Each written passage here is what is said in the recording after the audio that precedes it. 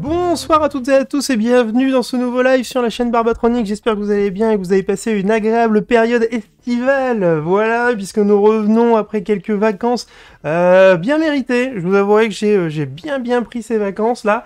Et je suis très content de recommencer à faire ces lives le dimanche 21h. Sachant qu'en fait on va encore le faire 2 fois. Le dimanche à 21h et je vais encore devoir changer dans les semaines qui suivent. Mais c'est pas grave, on va en reparler justement. En tout cas, très content. On a beaucoup de choses à voir ensemble ce soir. Et merci JC Gros Pixel et ça commence. Merci beaucoup. Et puis voilà. Écoutez, on va faire quelque chose que j'avais pas fait depuis très longtemps.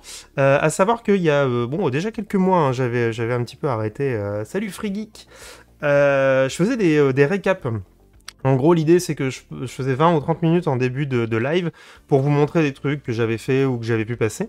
Et comme là, il y a eu justement cette période d'estival et un petit peu de vacances, plus plein de petites news qui arrivent là dans les prochaines semaines, plus ce qu'on va faire ce soir, je me suis dit que c'était un petit peu l'occasion. Donc, on va se mettre un petit peu... on va se prendre 20 minutes, 20-30 minutes, voilà, pour faire un petit débrief de trois trucs, voilà, 3-4 trucs que je voudrais vous montrer, et puis après on lance le live, parce que on a du boulot, on a reçu les cartes électroniques, c'est fou, elles sont trop belles, j'ai trop hâte de les souder, j'espère que ça va marcher.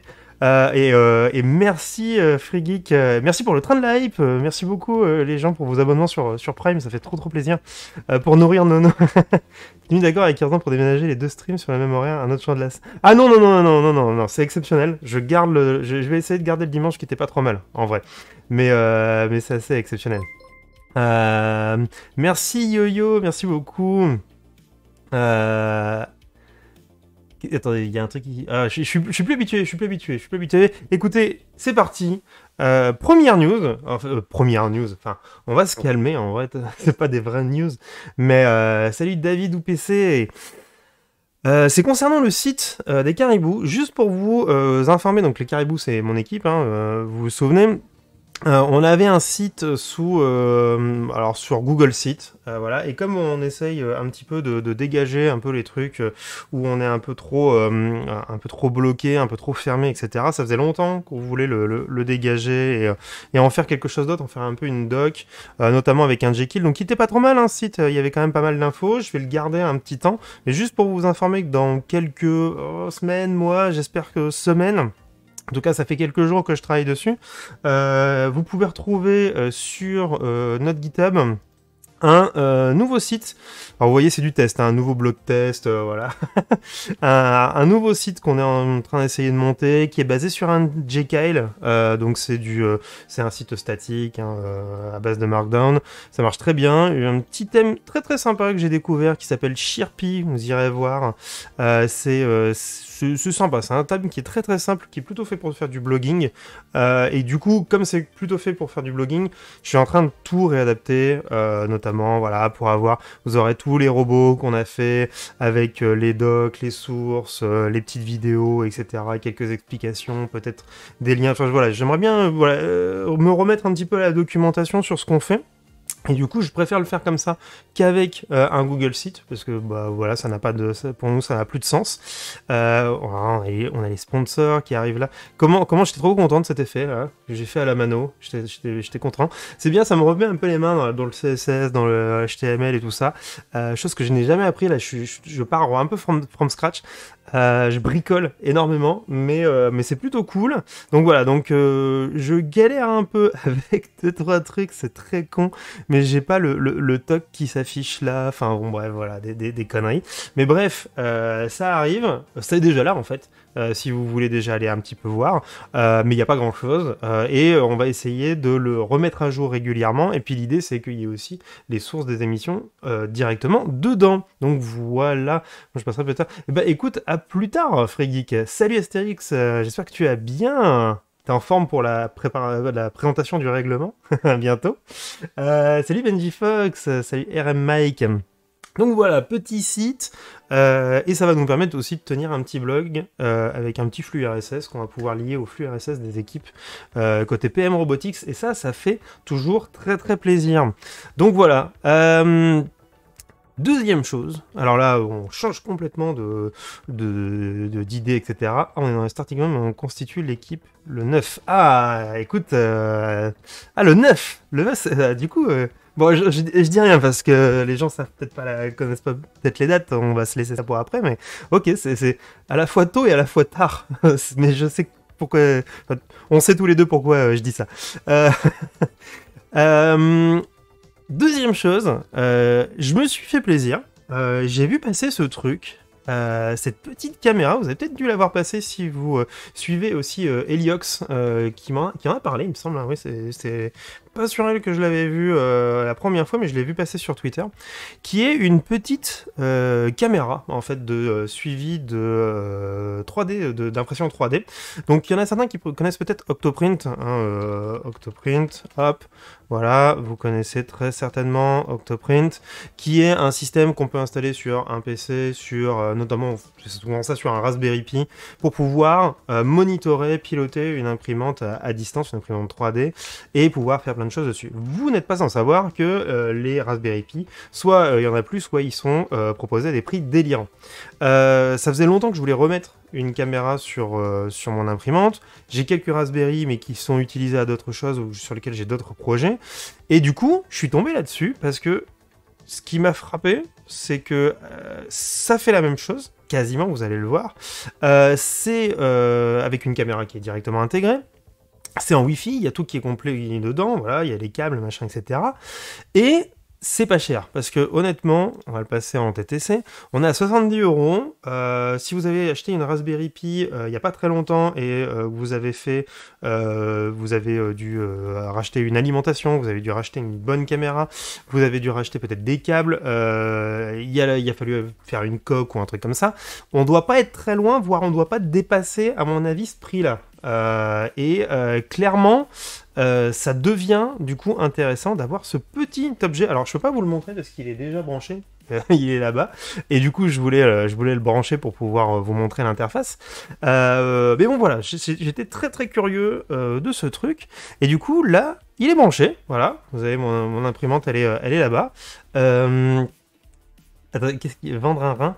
Trop dur la pénurie de Raspberry, bah, grave, c'est pour ça qu'on... Alors, à la base, je cherchais une solution pour le boulot, parce que le boulot, on va mettre 4 imprimantes avec du monitoring, et je me dis, mais qu'est-ce que je vais utiliser? J'ai testé plusieurs trucs, et à chaque fois, je me disais, ce serait quand même pas mal de revenir sur Octoprint, mais pas de Raspberry. Et du coup, bah, voilà, là, ça peut devenir intéressant. Intéressant. Salut Clafivelle. Salut Histo. Rencom, super cette caméra. Ah bah écoute, le niveau de ouf en privé. Ah oui, désolé. Ouais, il faut vraiment vendre un rein. Les Raspberry en ce moment, c'est une catastrophe. Bref, pour ceux qui ont l'habitude d'Octoprint, ça ressemble vraiment. Il y a le 3D review des pièces, le 2D review, vous avez le dashboard, vous avez les courbes de température. C'est un Octoprint un peu custom. Il n'y a pas toutes les fonctionnalités. Vous n'allez pas pouvoir aller gratouiller dedans. Vous sentez que c'est un petit peu fermé. Mais ça fonctionne. Franchement, vous le branchez. Vous le connectez au Wi-Fi. Vous avez directement l'accès là-dessus. L'accès sur une application. Ça fonctionne super bien. Pour ceux qui ont déjà installé des Octoprint, où c'est parfois super facile et parfois super la galère, franchement, c'est bluffant comme ça va vite. Voilà, c'est... Vous branchez, machin, il y a la petite voix qui vous dit je suis connecté, tout ça, et puis après, bah c'est parti, hein, vous voulez envoyer une impression, alors là, hop, Voilà, j'ai deux impressions. Si je veux le lancer, boum, je clique ici, c'est parti. Et ça imprime. C'est en direct. Hein, Ah. Coucou. Voilà. Donc ça, c'est plutôt cool. Et du coup, bah voilà, je la teste en ce moment. Est-ce que je vous la recommande? Bah pas tout de suite, parce qu'en fait, j'ai que très peu d'heures d'essai. Vous savez très bien que j'aime bien vous recommander des choses que quand je les ai vraiment essayées. Euh... Par exemple, la découpeuse laser, j'ai mis 1 an avant de vous la conseiller, c'est dire. N'empêche que jusqu'à maintenant, ça fait le taf. Je dirais juste que le problème avec cette caméra, c'est que le pied là, c'est bof bof. Et ils auraient dû prévoir un petit endroit pour pouvoir mettre une vis standard, pour pouvoir le poser sur un pied de caméra ou ce genre de choses là. À la place, c'est deux vis à tourner, enfin deux trous de vis à tourner. C'est pas ouf. Franchement, ça c'est pas ouf. Mais enfin bon, ils vendent ça à des gens qui ont des imprimantes 3D. On fera un truc custom, et ça existe peut-être déjà, mais j'ai pas été regarder, mais on fera un truc custom pour pouvoir la mettre un peu où on veut. Voilà, mais du coup, vraiment très très intéressant. Il y a un système aussi de night cam qui est moyennement bien, par contre, voilà. Mais sinon, pour le reste, c'est pas mal, et il y a des mises à jour régulièrement. Vraiment, le gars de la chaîne GST qui a posté sur le sujet aujourd'hui. Ah ouais, d'accord. Ah bah écoute. C'est les caméras... Ouais, ah oui, donc tout le monde en parle en fait. Eliox l'a présenté dans une de ses dernières vidéos. Pas de débrancher ton Arduino pour... Ah non, c'est pas que... Oui, alors du coup, ça change les choses là-dessus. Je sais pas, j'ai proposé un échange contre de la moutarde à Yorzian. Oh là, j'ai pas suivi la blague. J'ai loupé une blague, je suis désolé. J'ai loupé une blague. Bref, voilà, Beagle, bah, j'en parle parce que du coup je l'ai prise, voilà, c'est pas une OP, hein, c'est pas sponsor, rien du tout, c'est juste que ça me semblait effectivement intéressant, et ce que j'aimerais bien récupérer, mais j'ai pas encore été un peu gratouillé dedans, c'est le flux de la caméra, pour pouvoir après l'intégrer, alors, je sais pas si je l'ai branché... Ouais, l'intégrer comme j'intégrais avant le flux de la laser en fait. Ce qui me permettrait, quand on lance une impression en live, de pouvoir intégrer quelque part facilement le flux de la caméra et peut-être aussi quelques courbes ou ce genre de choses là. Mais alors ça, je l'ai installé il y a pas très longtemps, j'ai pas eu le temps de trop gratter dedans, mais ça serait très très cool de pouvoir réussir à intégrer ça dans OBS. Voilà, voilà. Pas grand chose d'autre à dire. Ah oui, ils la vendent. Alors, ils la vendent comme caméra pour pouvoir faire des... alors, qui surpasse Octoprint, on redescend. Parce que vous êtes basé dessus, clairement. Donc, on redescend un petit peu. Mais sinon, en fait, ils vendent ça comme une caméra de time-lapse. Sachant qu'en fait, ce qui est bien, c'est que tout est déjà préfait d'avance pour que la caméra prenne un shot régulièrement quand la tête se met sur le côté. Donc comme c'est la caméra qui pilote l'ensemble de la machine, c'est vrai que ça facilite un petit peu les choses pour ceux qui en ont déjà.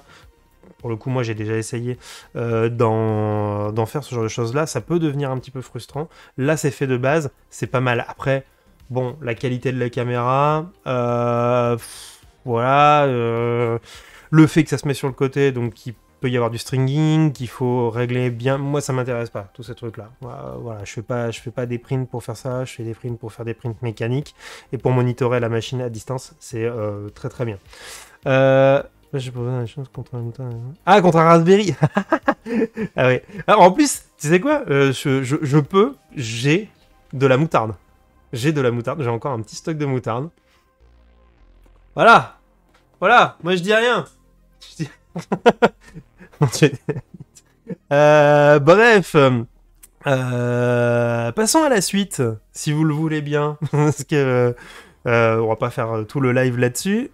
BeaglePrint, regardez, pour le coup, ça a l'air intéressant pour le moment. Alors, autre chose, je vous avais dit il y a très longtemps que le 24 septembre, je dis peut-être une bêtise, mais je crois que c'était le 24 septembre au début, il y aurait la présentation du règlement de la Coupe de France de robotique. Finalement, cette présentation elle a été avancée au 10 septembre, donc ça veut dire que c'est pas la semaine prochaine, c'est la semaine d'après, c'est dans 2 semaines, ça va aller très très vite.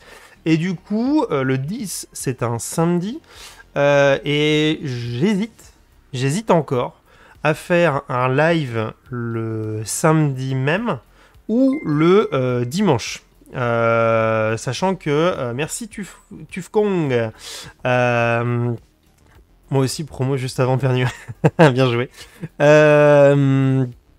qui aurait prédit que la moutarde serait une monnaie d'échange dans le futur. Du coup, il y a déjà un live qui est organisé par Planète Science le 10 septembre, donc vous pourrez suivre. Hein, je vous enverrai les liens sur Twitter, je partagerai, je rediffuserai les liens, il n'y a aucun problème. Maintenant, ça fait 2-3 ans que je refais un live le soir même ou le lendemain pour représenter le règlement et en discuter avec vous. Je sais pas, donc peut-être dans 2 semaines, on aura un live le 10 ou le 11. Sachant que, un autre truc un peu bête, entre guillemets, mais il y a le Z-Event en même temps sur le week-end, ce qui fait que d'un point de vue surcharge, d'un point de vue mouvement de foule, etc., sur Twitch, ça va être un peu le dawa. Et notamment, l'année dernière ou l'année d'avant, je sais plus, mais il y a une semaine où j'ai streamé pendant le Z-Event mon stream classique. Et non, les deux fois où ça m'est arrivé, c'est les 2 fois où, en termes de modération, c'était un petit peu compliqué parce que beaucoup de gens passaient sur plein de lives différents. Et je vous avouerai que j'ai pas trop envie refaire ce processus-là. Donc je réfléchis encore un petit peu. Mais un live réaction, ouais, le samedi soir, je serais bien pour. Donc voilà, le 10 septembre, si vous êtes intéressé par la Coupe de France de robotique, que vous êtes du côté de Paris, n'hésitez pas à passer sur le campus d'Epita au Kremlin Bicêtre à partir de 14h pour suivre la présentation du règlement. Et si vous n'y êtes pas ou si vous ne pouvez pas vous déplacer, ben, n'hésitez pas à suivre le stream de Planète Science ce jour-là. Et puis on en discutera de toute façon, donc il n'y a aucun problème. Donc ça, c'est bon, et c'est pour ça que je disais tout à l'heure à Astérix, s'il monte son équipe le 9 et que le règlement c'est le 10, c'est... voilà. C'est pas mal. Mais je pense qu'on va être tous comme ça, c'est-à-dire que pour ma part, ça va être du côté de mes étudiants un petit peu le même cas, c'est-à-dire qu'on risque de monter ça le 8, et ils vont découvrir le règlement le 10. Mais c'est pas une mauvaise chose. Alors...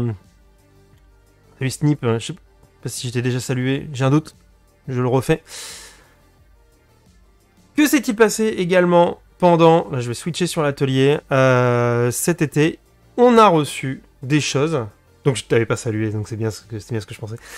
Salut. On a reçu des choses, et on va passer du côté, hop, atelier, Witch. Oh pardon, je vous ai pas avec moi, je tourne, hop, je zoome. Et on va volontairement parler de ça juste après.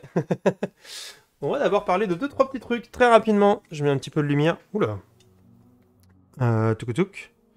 Ah, tu poursuis l'équipe avec tes étudiants? Non, il y a, au sein de mon école, enfin, dans l'école dans laquelle je travaille, il y a une équipe et je vais les aider en fait, je vais les accompagner. Donc c'est en plus quoi. C'est en plus.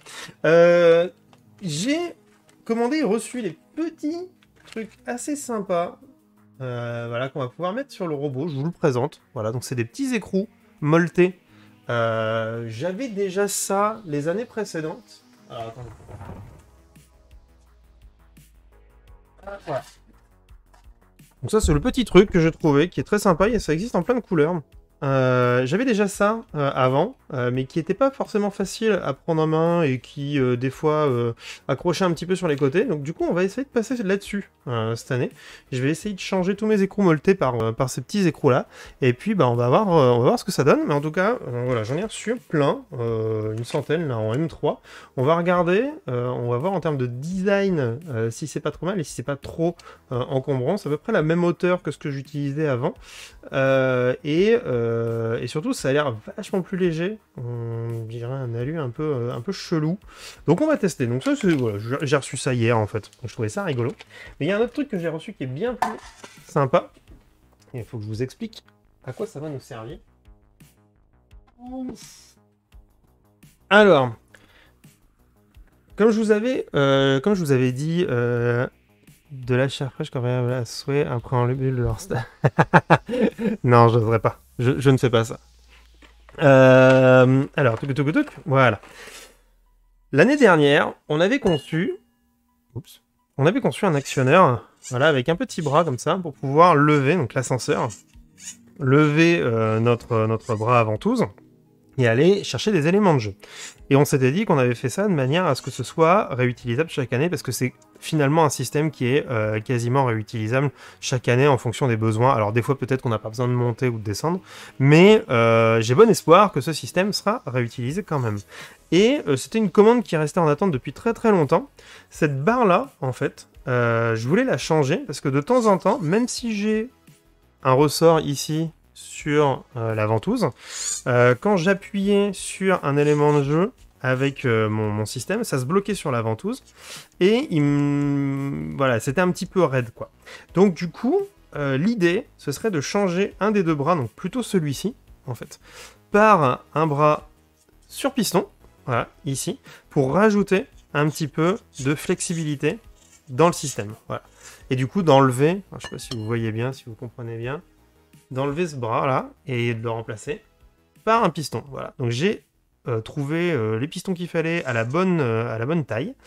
J'en ai assez pour faire 6 bras, donc 3 par robot, si jamais on a besoin de 3. Bah, si jamais on a besoin de moins, bah, j'aurai des pièces en rattrapage. Et puis bah, on va faire des tests, on va regarder si c'est bien, si c'est pas trop souple, si ça tourne pas trop mal, et si effectivement en termes de prise, ça nous permet de gagner un petit peu en confiance quand on prend un élément, et surtout de pouvoir un petit peu aller vite et saquer un petit peu dans l'élément si jamais il y a besoin, sans abîmer les systèmes, les servomoteurs et tout le reste, quoi, toute la mécanique. Donc voilà, donc ça c'était un peu l'idée d'il y a quelques semaines, c'est arrivé. Je pensais faire en fait ce soir une modée de ça avec les pistons, mais il y a d'autres choses qui sont arrivées entre temps et qui vont nous occuper le reste du live. Je vais mettre ça à côté. De quoi ça parle?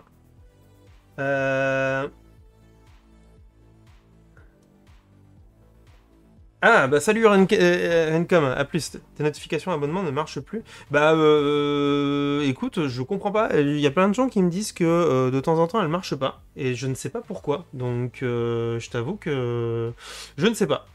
Des fois ils les ont très très tard en fait les notifs abonnement, donc ça c'est un petit peu chiant, mais je les ai pas désactivés. Donc à voir, je ne sais pas d'où ça vient. Et dernière chose, ça va être le sujet du live de ce soir. Nous avons reçu, pouf, alors là j'avais déjà commencé pas à souder, mais à monter pour tester, les cartes PCB qu'on a designées en live pour la plupart, voilà, de notre sponsor Ezler, donc j'en profite. Hop, voilà, donc si jamais vous voulez faire produire vos cartes en Europe, que vous cherchez un fabricant pas trop cher et hyper talentueux, parce que vous allez le voir, c'est du beau travail, c'est de la belle carte, hein, honnêtement, par rapport à d'autres fournisseurs vraiment moins chers. On sent que là, la qualité, elle est mise, vous allez tout de suite comprendre pourquoi. Donc n'hésitez pas à aller faire un petit tour chez Ezler, allez regarder. En plus, c'est cool, ils soutiennent KiCad, vous pouvez faire un petit don aussi quand vous faites vos commandes à KiCad directement. Et c'est eux les premiers en fait qui ont commencé à installer dans KiCad les modules pour pouvoir faire les commandes à distance. Et en fait, donc c'était open source, et les autres fabricants ont commencé à récupérer en fait ce module-là pour eux. Mais voilà, c'est des gens qui sont très chouettes, très simples, et qui sont pas très très vieux. Hein. Ezler, je sais pas, ça doit faire moins de 5-6 ans que ça existe, quelque chose comme ça. Donc c'est assez récent. Et franchement, ça arrive très vite. Ça arrive dans une qualité incroyable. Et pour un prix qui honnêtement est vraiment très bon. Et on va regarder ça tout de suite. Le rendez-vous du livre. Salut Touche à tout complissime. C'est mon 4e mois. C'est fou que les notifs arrivent pas. Bon bref. Alors, hop, avant de passer du coup sur le live, je vais vous montrer ça. Parce que honnêtement, alors déjà il y a un truc, moi à chaque fois que je commande chez eux, c'est en fait rien que le poids, l'épaisseur, la qualité en fait du vernis, etc. honnêtement, bah, il n'y a pas photo. Hein. On sent tout de suite qu'on est sur un travail vraiment, vraiment pro. Et alors, ce qui est incroyable, c'est que vous vous souvenez yeah, du design qu'on avait fait. Je vais essayer de le remettre. Du design qu'on avait fait sur les... hop, sur les broches. Et on s'était dit, est-ce que ça va passer ces micro-points là? Regardez. Regardez comment ça fait, ça rend. Ça marche, c'est passé. Genre on s'y attendait pas. Et c'est passé nickel. Donc là, quand même, entre les deux pistes, il y a 2,54. Hein, 2,54 mm. Hein. Vous avez vu la qualité de ça, là. Ça, c'est fou. Et alors, bon, là, on est en zoom, hein, mais honnêtement, je suis très, très surpris. Je croyais même pas moi-même que ça allait passer. Donc, bien évidemment que de loin, on voit une différence en termes de trame. Mais c'est pas ce qui est le plus important. Par contre, on arrive à très très bien lire. Si je regarde, par exemple... Ah, regardez. C'est ça que j'aurais dû faire comme photo sur... Ah, mince. Sur Twitter. Attendez. Regardez. C'est pas mal, ça. C'est pas mal. On va dézoomer. Pour l'avoir au total. Il est tout petit, hein, le logo. Hein. Il est grand comme ça. Hein. Je sais pas si vous vous rendez compte, mais... c'est... vraiment, vraiment top. Voilà. Et on l'a pas cherché à le simplifier, hein. On lui a donné comme ça dans Kikan, et ça fonctionne très très bien. Je suis très très content de tout ça. Ouais, tout à l'heure, il passe le bonjour. C'est beau motif. Da Vinci Tronic. La police, ouais. Donc non, très très content avec le marquage, très très content sur la qualité de la carte de toute façon. Hein. Mais moi je le redis, hein, c'est toujours un super boulot quoi. Voilà. On l'avait fait, on avait utilisé, vous vous souvenez le petit, je ne sais plus comment ça s'appelle là dans KiCad, la petite option pour pouvoir faire les designs comme ça de lettres là, et ça fonctionne très très bien. Il y a une petite coulure là, mais enfin bon, de loin franchement, moi je vois pas ça. Hein. Je vois pas ça et pour les prix qui sont pratiqués, franchement, c'est vraiment, vraiment top. Si on m'avait dit, il y a... ouais, quand j'ai commencé l'électronique, il y a 15 ans, que je pourrais tirer des cartes comme ça, à ce prix-là, honnêtement, je l'aurais jamais cru. Hein. Je l'aurais jamais cru. Donc, l'idée, ce soir, souder... Bah, au moins une version de chaque carte. Vous avez vu, il y en a 3. Normalement, j'en ai besoin que de 2 de chaque. Mais on va déjà en souder une. Il y a des composants qui me manquent, clairement. Donc ça va être un problème. Mais c'est pas trop grave. Pour cette carte-là, c'est pas trop grave parce que c'est juste un condensateur. Donc je pourrais juste pas faire des tests poussés, mais pour le reste, ça marchera très bien. Par contre, pour celle-ci, c'est un régulateur 3.3 qui est en route et que je n'ai pas. Donc, c'est pas grave, hein, on va souder ce qu'on peut et on va, et écoutez les amis, commencer à faire ça à l'instant. Voilà, je vous, le logo est bluffant. Salut Sobre Passard. Touc. Donc voilà les amis, pour ce récap. Voilà, j'ai chaud. Il fait chaud. Voilà un peu pour ce récap. Et ce que je vous propose, à moins qu'il y ait des questions, des trucs comme ça, c'est qu'on passe directement sur la soudure, qu'on mette en place l'atelier pour pouvoir souder, et puis qu'on commence tranquillement, voilà, à souder nos cartes. Je sais pas par quoi on va commencer, j'ai même pas encore sorti les composants, voilà. On est vraiment reprise au calme, et on va faire ça juste après le petit jingle qui sonne la fin du récap et le début du live. On se retrouve juste après. À tout de suite.